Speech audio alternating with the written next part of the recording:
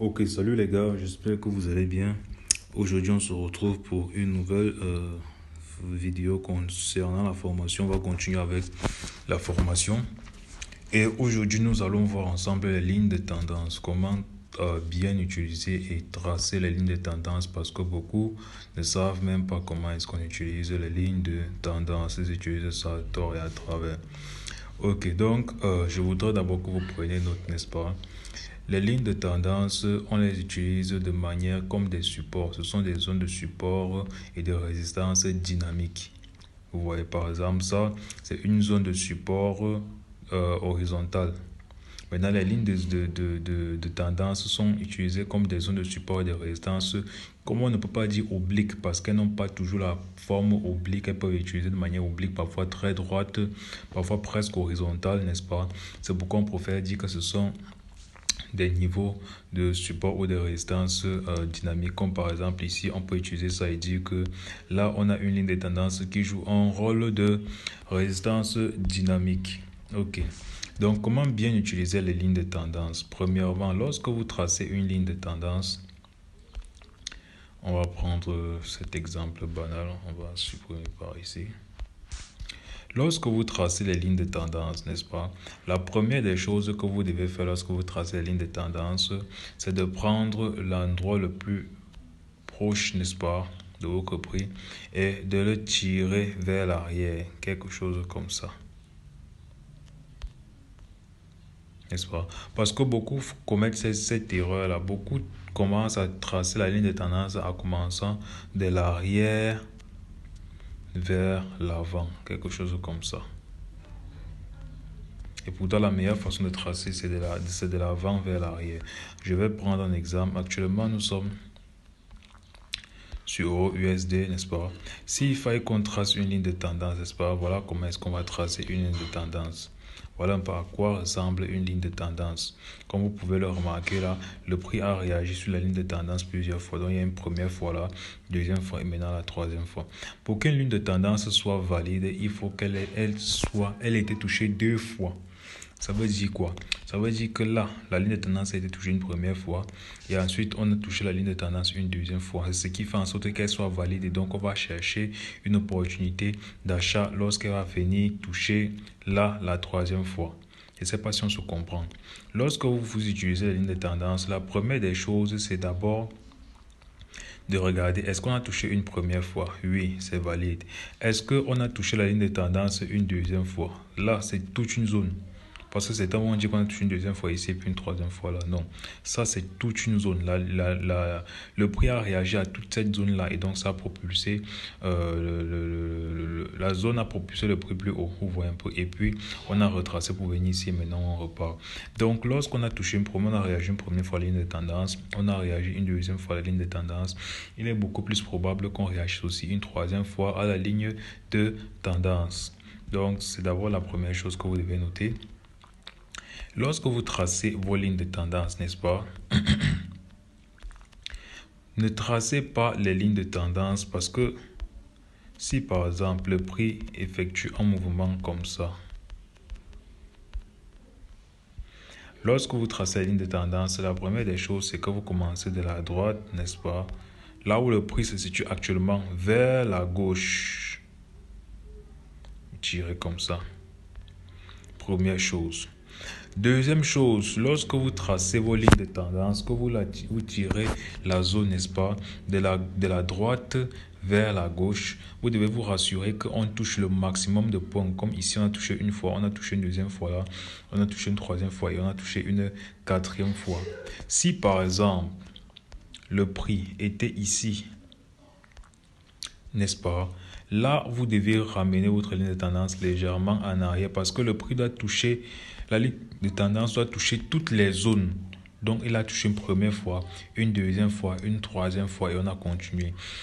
Ça, c'est la deuxième chose. Donc, la première des choses, vous tracez votre ligne de tendance de la droite vers la gauche.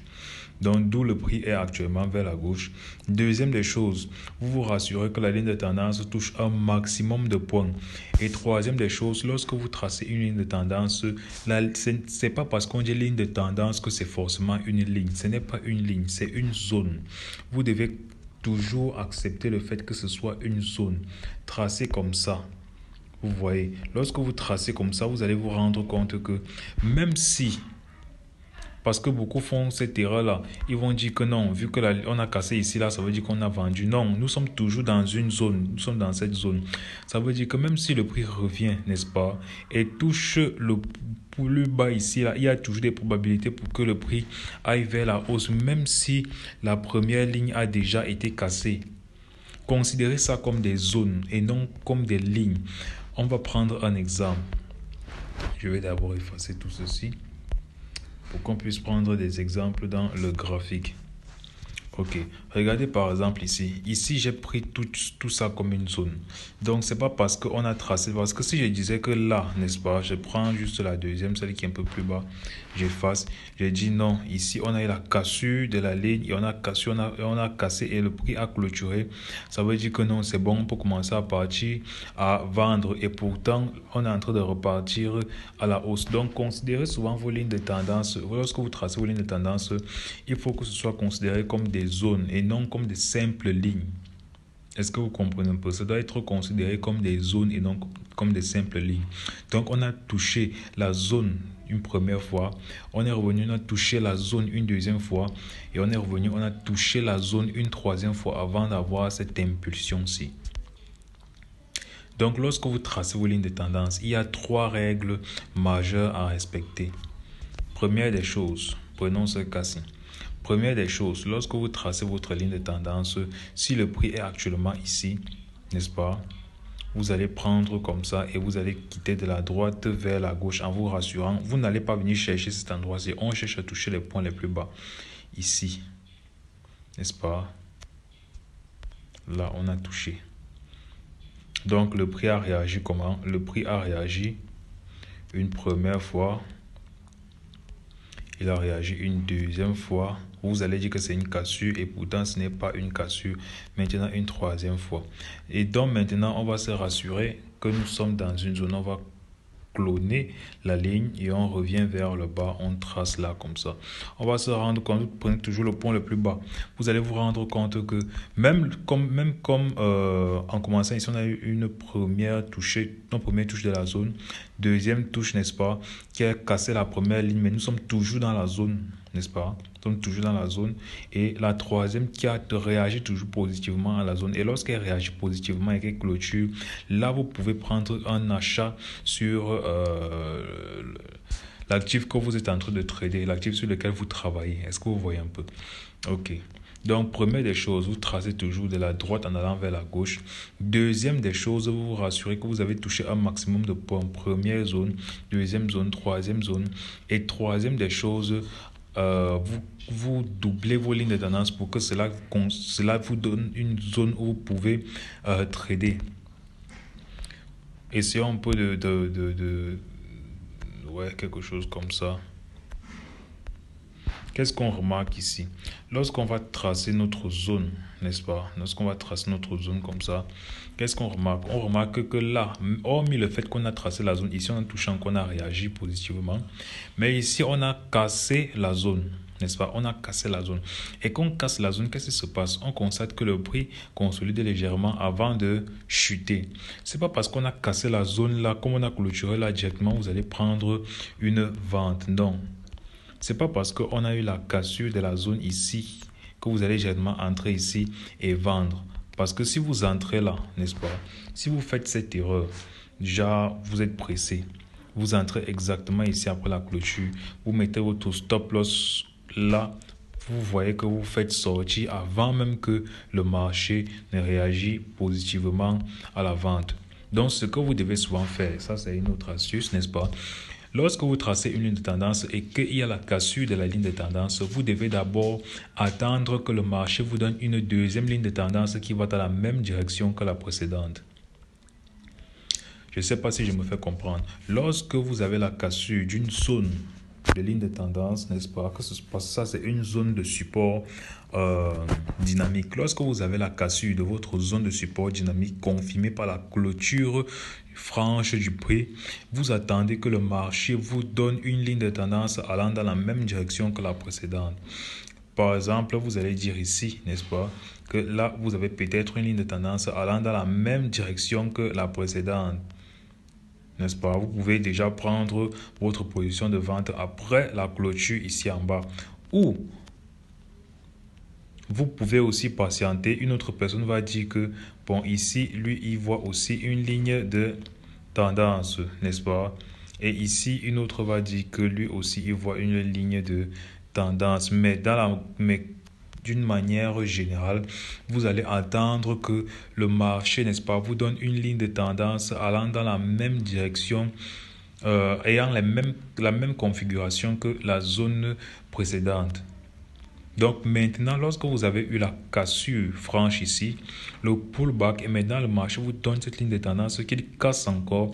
Là, c'est maintenant une confirmation de vente. Donc là, vous pouvez entrer ici, n'est-ce pas, avec votre TP peut-être quelque part ici.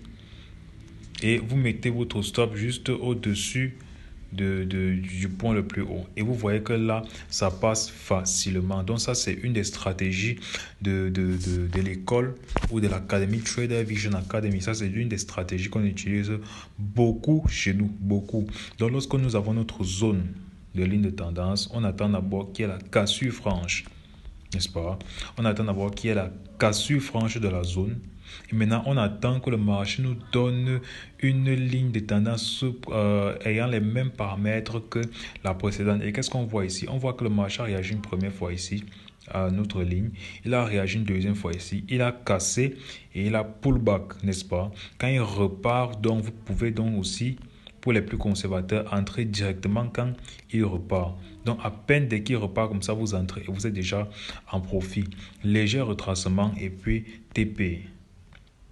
Vous voyez, donc apprenez à trader comme les professionnels, apprenez à travailler comme les professionnels. Donc, on va prendre un autre exemple, n'est-ce pas? Je sais pas, ici il n'y a rien d'intéressant concernant ce qui se passe actuellement sur le marché, il n'y a rien d'intéressant.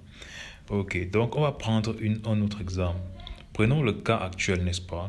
Regardez comment le prix est actuellement. Le prix a réagi sur cette zone de ligne de tendance. Il a réagi sur cette zone de support dynamique. Il a encore réagi une troisième fois. Maintenant, lorsque le prix réagit une troisième fois, sachez d'abord que il est assez difficile pour que le prix réagisse une quatrième fois. Généralement, quand il réagit une quatrième fois, c'est avec une faible intensité et il peut casser la zone, continuer à la baisse, n'est-ce pas? Ça, c'est un trade sur lequel nous sommes actuellement et nous sommes en profit dessus.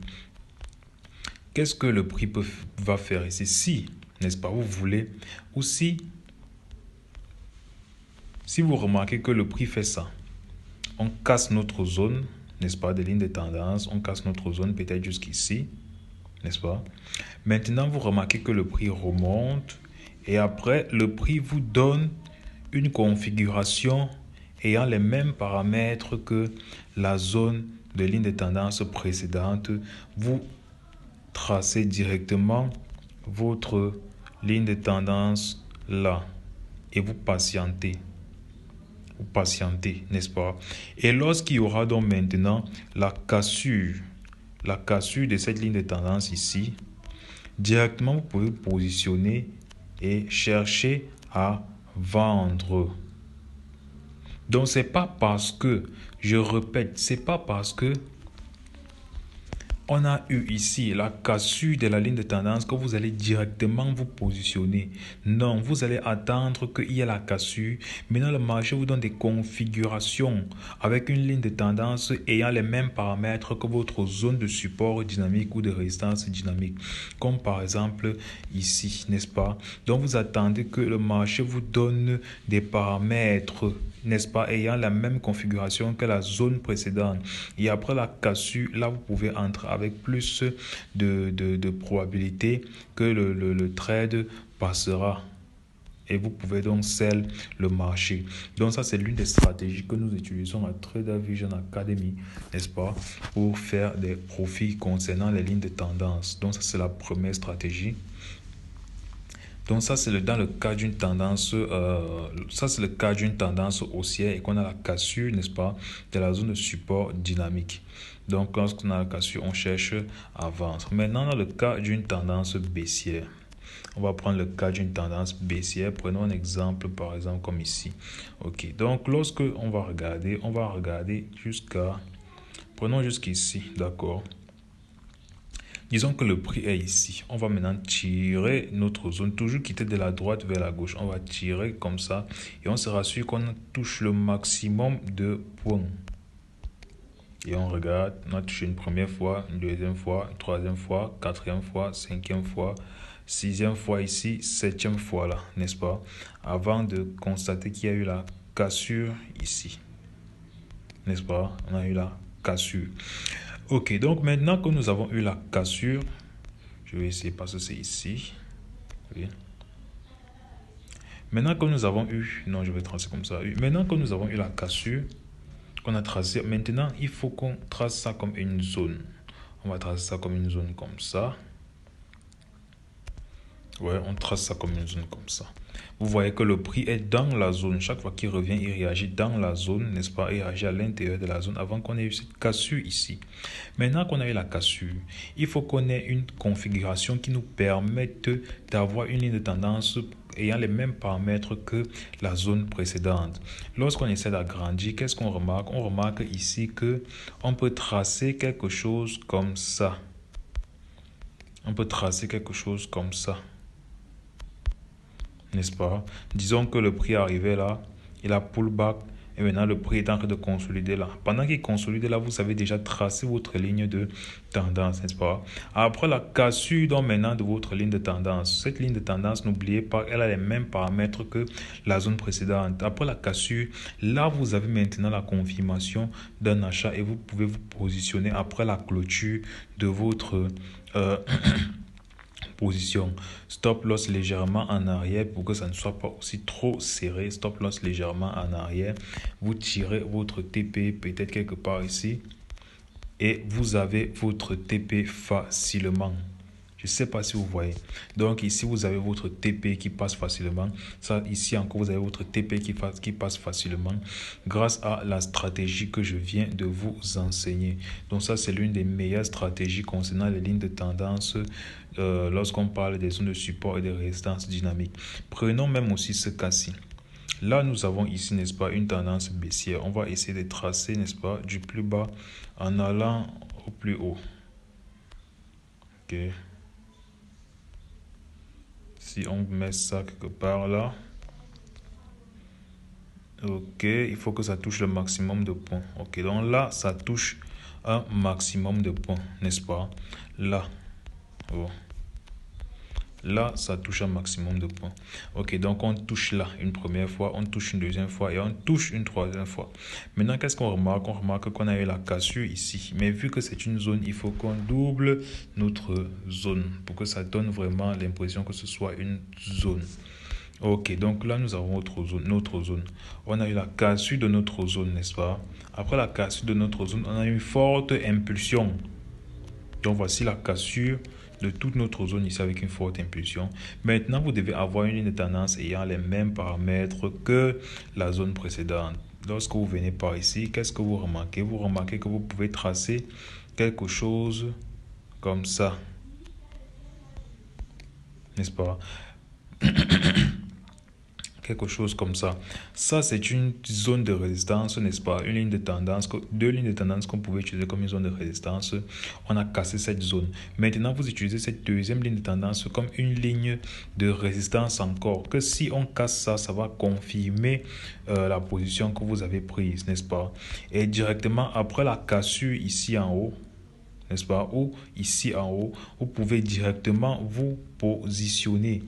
Vous pouvez prendre une position acheteuse ici, vous mettez votre stop loss quelque part là en bas et vous tirez même à un risque ratio de 2 quelque part ici. Pour les plus conservateurs, vous allez remarquer que si vous gardez votre trade, vous allez avoir votre TP. Donc c'est assez simple d'utiliser cette stratégie-ci. Ok, donc si vous n'avez pas compris, vous pouvez relancer la vidéo et reprendre dès le départ. Et donc le marché aujourd'hui est assez lent parce qu'il y a une annonce économique qui doit sortir à 13 h. D'accord. Donc là, je vais juste effacer tout ce que j'ai eu à mettre pour qu'on puisse voir d'autres stratégies de ligne de tendance. Donc avec cette stratégie-ci, ça sera très facile pour vous de bien gérer, de trader comme des professionnels. Donc vous attendez la cassure de la première zone et après vous tracez une ligne de tendance ayant les mêmes paramètres et vous attendez la cassure de celle-là aussi et directement après vous vous positionnez, n'est-ce pas? Ok, donc on va effacer ces flèches-ci.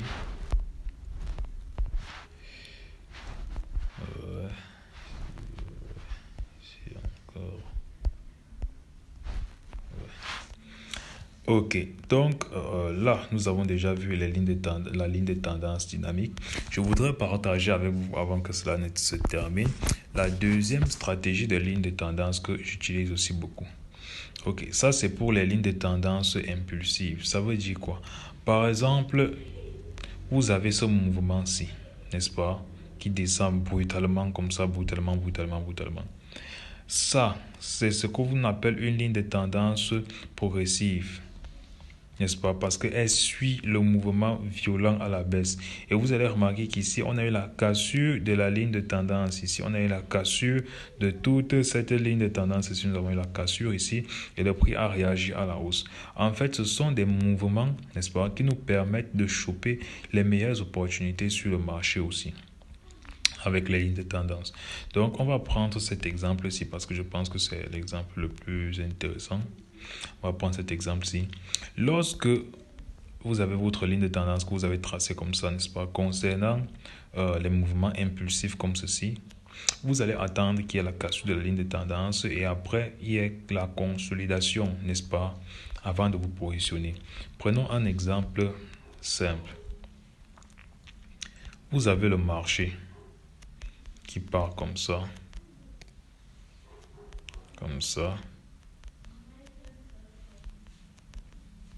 Après, il se met à avoir des impulsions très agressives.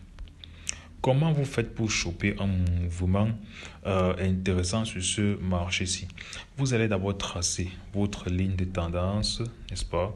On va prendre du point le plus haut au point le plus bas, n'est-ce pas? Et on se rassure que toutes les zones sont touchées. Ok, on peut remarquer ici que la ligne de tendance suit bien le mouvement.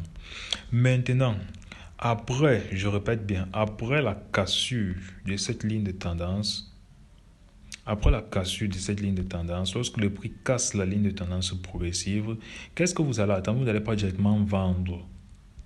Parce que généralement, ce sont des mouvements impulsifs.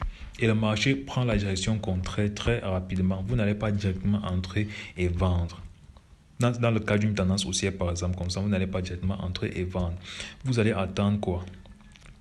Vous allez attendre que le marché vous donne des confirmations. Le marché doit vous donner une confirmation de consolidation. Je ne sais pas si je me fais comprendre. Le marché doit vous donner des confirmations de consolidation. Vous avez un truc comme ça. Et puis, le marché fait un truc comme ça. Et casse encore.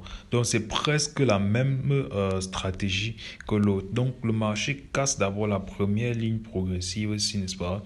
Et lorsqu'elle a cassé, vous allez maintenant tracer votre ligne de tendance, votre zone de résistance mineure ici à l'intérieur. Donc, vous allez tracer une petite zone de résistance mineure à l'intérieur, bref. Vous allez tracer votre zone ici.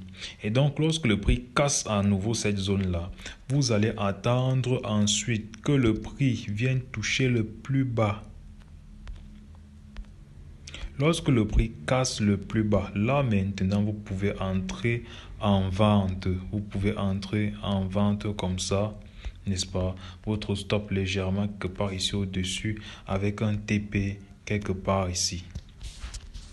Et vous allez remarquer que dans la plupart des cas, parce que ce sont des probabilités, que le marché va juste continuer son mouvement. Venons ici. Qu'est-ce qu'on remarque par exemple dans ce cas-ci? On remarque que nous avons eu la cassure, n'est-ce pas, de la ligne de tendance progressive, mais pas d'accumulation. On va partir dans les unités de temps inférieures pour essayer de voir sur du 15 minutes. Ok, donc nous avons eu, n'est-ce pas, la cassure ici. Et maintenant, qu'est-ce que le marché fait? Le marché fait comme s'il montait légèrement. Et si vous essayez de mettre ça, de tracer des lignes ici, vous allez vous rendre compte que le marché a comme consolidé quelque part ici. Je n'ai pas pu prendre cette opportunité parce qu'à cette heure-là, j'étais en plein sommeil. Donc le marché a créé quelque chose comme ça par ici.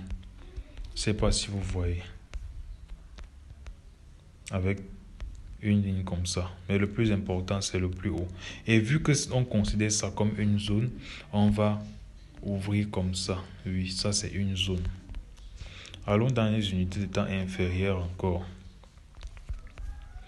Là, qu'est-ce que vous remarquez? On a eu la cassure, n'est-ce pas? On a eu la cassure ici. Maintenant, le marché a touché. Donc, on a trouvé, le marché a trouvé une résistance mineure ici. Donc, on a touché la résistance, touché la résistance, touché la résistance, touché. Et si vous vous rappelez de ce que nous avons dit concernant les figures chartistes, comment savoir si une zone de résistance sera cassée ou pas? Vous allez remarquer qu'ici, on continue d'aller de plus en plus haut. Donc, il y a plus d'acheteurs qui continuent d'entrer alors que les vendeurs se font de plus en plus rares. Donc, les acheteurs ne font qu'entrer. Après, on a la cassure, n'est-ce pas, qui confirme le mouvement. Et comme nous avons vu dans notre exemple, c'est juste après la cassure que vous pouvez donc maintenant vous positionner. N'est-ce pas? Toujours mettre le stop loss au niveau le plus bas. Au niveau le plus bas comme ici. Donc, vous pouvez mettre votre stop loss quelque part légèrement ici derrière, quelque part comme ça. N'est-ce pas? Et maintenant, votre TP, vous pouvez avoir n'importe quel TP, ça vous arrange. Par exemple, ce plus aussi. Et vous voyez que l'opportunité passe très facilement. Ça, c'est un risque ratio de 3,5. Ça passe très facilement. Vous voyez. Et là, vous serez en profit. Là, vous serez en profit. Donc, ça, c'est la deuxième opportunité que je voulais partager avec vous. Si, n'est-ce pas, là, on va essayer d'inverser le graphique pour que on puisse prendre dans le cas d'une tendance baissière. Disons par exemple que là, nous sommes dans une tendance baissière, n'est-ce pas? Nous sommes dans une tendance baissière dont le marché descend en cassant ce niveau-ci, il descend. Et puis on remarque une forte impulsion haussière qui arrive tout droit dans notre zone de résistance ici. On reste calme. Qu'est-ce qui se passe après avoir tracé notre résistance impulsif? On a tracé notre support impulsif, je veux dire. On remarque qu'on a eu la cassure de notre support impulsif et après, n'est-ce pas, toujours tracer une zone. Vu qu'on a cassé vers le bas, n'est-ce pas, on a cassé, le prix a cassé le support impulsif ici vers le bas. Il doit maintenant trouver un autre support. Donc, il a trouvé un autre support ici et on va juste attendre la cassure de cet autre support. Et après la cassure de cet autre support, là, on entre maintenant dans une vente. Vous voyez, et le marché devait toujours être brutalement en profit. Donc, c'est comme ça qu'on trade avec les lignes de tendance. C'est pas ce qu'on voit partout sur les réseaux sociaux, genre, après la cassure d'une ligne, vous pouvez directement entrer et tout, non. Après la cassure d'une ligne, tracez une autre zone qui a les mêmes caractéristiques que la zone qui a été brisée. Et si on brise encore cette zone, ça sera une confirmation pour vous pour aller dans un achat ou dans une vente avec plus de probabilité de réussite. Ok, donc sur ce, nous allons continuer dans une prochaine vidéo concernant toujours les lignes de tendance. Si vous n'avez pas bien compris, vous pouvez recommencer la vidéo et pour mieux travailler, mieux visualiser tout ce qui a été dit et apprendre davantage. Comme on le dit toujours, la répétition est la mère des sciences.